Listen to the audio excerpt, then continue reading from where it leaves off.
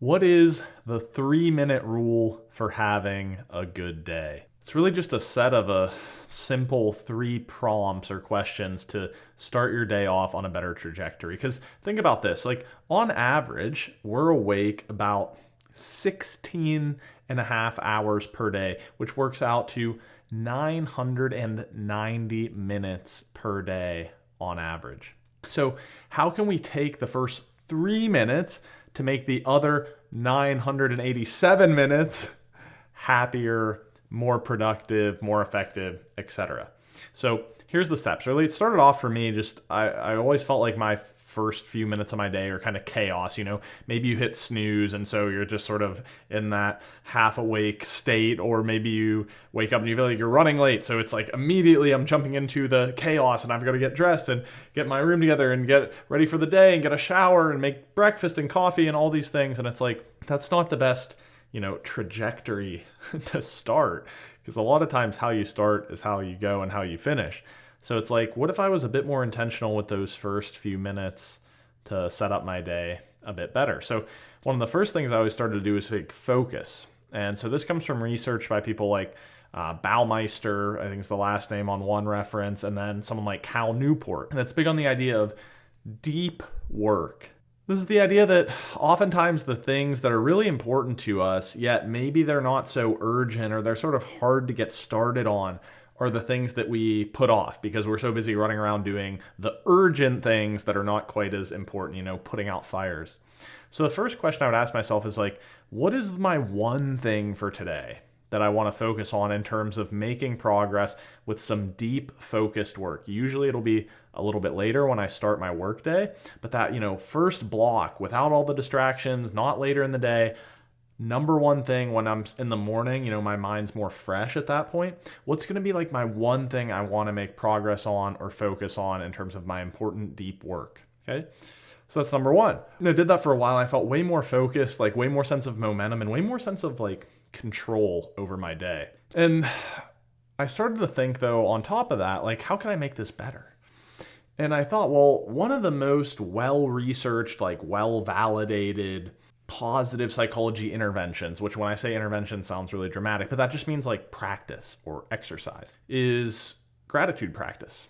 So it could be daily, looking through a few things that you're grateful for. It could be weekly. I believe this was maybe Emmons and Diener were the researchers on this one, but they had people just write down at the end of each week 5 things they were grateful for, compared to a group that just wrote down 5 general experiences.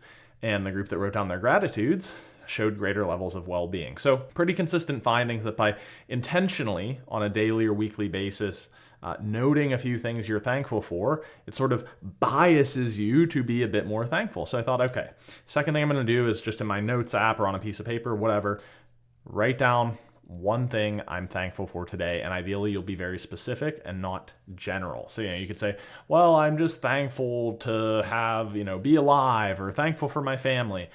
And if you do that every single day, it's not going to have the same impact as picking something a bit more specific or tangible. Maybe it's the beautiful weather outside on any given day, or maybe it's the fact that your friend called you last night and you hadn't talked to them in a while, so you got to catch up, or maybe your boss told you did a great job on a project, right? Like some specific things you can attach to from the last few days. And then finally, one more addition here to really put this over the top. Often I speak on happiness and do trainings and whatnot, and it's like, there is actually kind of a key to happiness, which sounds very cliche.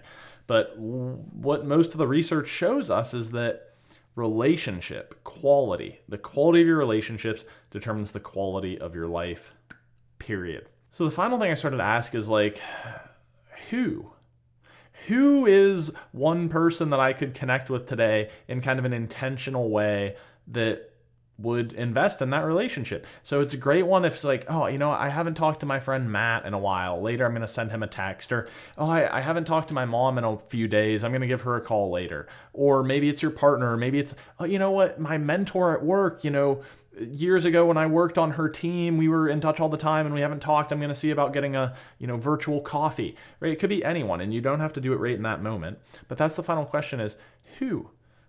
Who would be a person you could invest in a relationship with at some point today? So You can now imagine this is going to take you like 3 minutes, and probably even less than 3 minutes. I just say 3 minutes because it's actually like a minute to do each one. You're starting your day before your feet hit the floor. Before your feet hit the floor. You have a notes app in your phone, a piece of paper. Like it's nice to maybe just even have something like a journal by your bed. And you're going to answer first, what's my one thing that I want to make progress on today?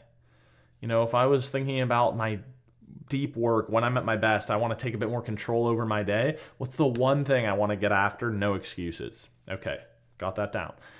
What's one thing I'm thankful for the last few days that really specifically meant a lot to me? Get that down. Number 3, and then who's one person I should reach out to today or connect with or spend a bit more quality time with? Write that down. Now you can imagine setting your day with that trajectory is going to set you up for a lot more success and probably a lot more happiness as well. So as always on this channel, we try to share practical insights and tools to help you be happier in work and in life. Down below, there's more resources. You can check out our bi-weekly newsletter where we share short tips like this. Of course, you can subscribe to our YouTube channel and look at our website, happinessmeansbusiness.com, where we share all sorts of other resources and information on our speaking, coaching, and training. So thank you for watching, and remember to try out the 3-minute rule for having a good day. Thanks.